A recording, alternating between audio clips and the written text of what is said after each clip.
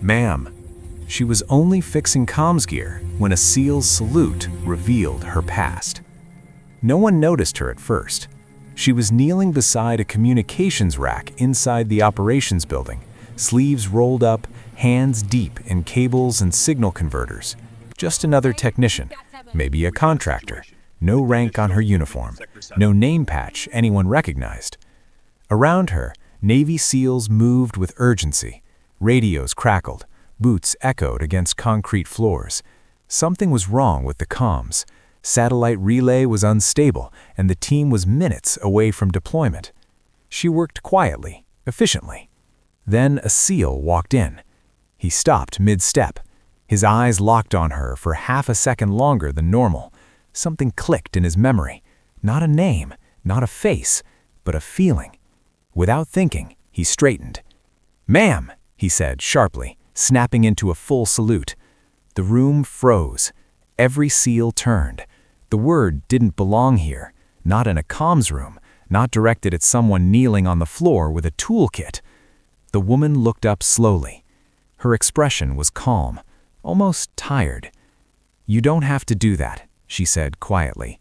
But the SEAL didn't lower his hand, because he wasn't saluting her current role, he was saluting her past. Confusion spread through the room. Team leaders exchanged looks. One of them frowned.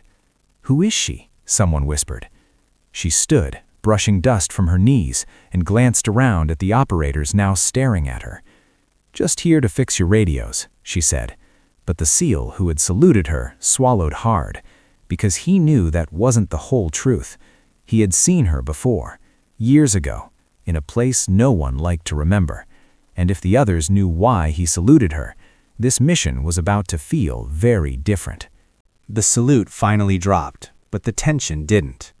The SEAL shifted his weight, suddenly aware that every eye in the room was on him. The team leader stepped forward, his voice controlled but sharp. "Care to explain that, petty officer?" The SEAL hesitated. He looked at the woman again, standing quietly beside the comms rack, tools still in her hand, then back at his commander. "I've served with her before," he said carefully. The room went silent again. The woman closed her toolkit and set it down gently, as if giving the moment space to breathe. "That was a long time ago," she said. "Different life."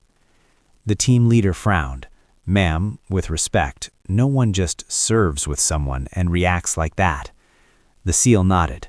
She wasn't support. She wasn't admin. He paused, choosing his words like stepping through a minefield. She was command. That word landed hard. Command. The kind that didn't issue loud orders or wear visible rank. The kind that made missions survive impossible odds. One of the SEALs let out a slow breath. "Then why is she fixing our comms?" The woman finally looked directly at them. "Because if your radios fail tonight, none of you come back." No threat, no drama, just fact. She turned back to the equipment, fingers moving fast again. Screens flickered, signal bars steadied. The SEAL who had saluted her watched closely.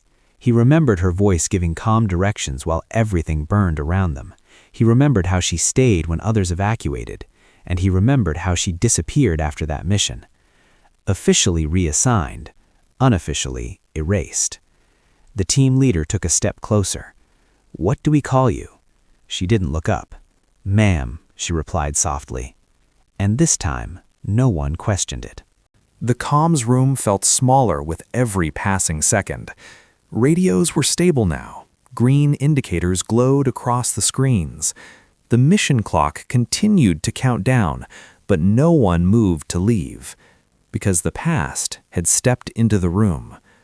The SEAL who had saluted finally spoke again, his voice lower now, steadier. "It was Kandahar," he said. "Night extraction. Everything went wrong." Several heads snapped toward him. "That mission was scrubbed," someone said. He shook his head. "Officially." The woman stopped working. Slowly, she straightened and turned to face them. For the first time, her eyes carried something heavier than calm. Memory. 6 teams, the SEAL continued. Comms were jammed. Air support couldn't see us. We were minutes from being overrun. The team leader stared at her. "And you?" "She stayed," the SEAL said. "When command pulled back, she didn't." The woman exhaled quietly. "I was responsible for the link," she said. "If it failed, they died." The room absorbed that. "She rerouted everything," the SEAL went on. "Built a relay from scrap gear and a downed drone, got us out under fire." Another SEAL whispered, "That op never happened." "Exactly," he replied. She walked past them toward the exit, pausing only once. "I wasn't supposed to be remembered. That was the deal." The team leader watched her carefully. "Then why come back?" She turned. "Because some things," she said, "don't stay buried when people are still walking into the same fire." Outside, alarms began to sound. Deployment call. The team geared up in silence. They didn't need speeches. They already knew who had just made sure they had a fighting chance. The deployment horn echoed through the corridor, sharp and urgent. SEALs moved fast, securing gear, checking weapons. But something had shifted. The room no longer felt routine. It felt personal. As they lined up near the exit, the woman stood off to the side, watching the comm screens one last time. All systems were solid, clean signals, no interference. She picked up her toolkit. The team leader stepped toward her.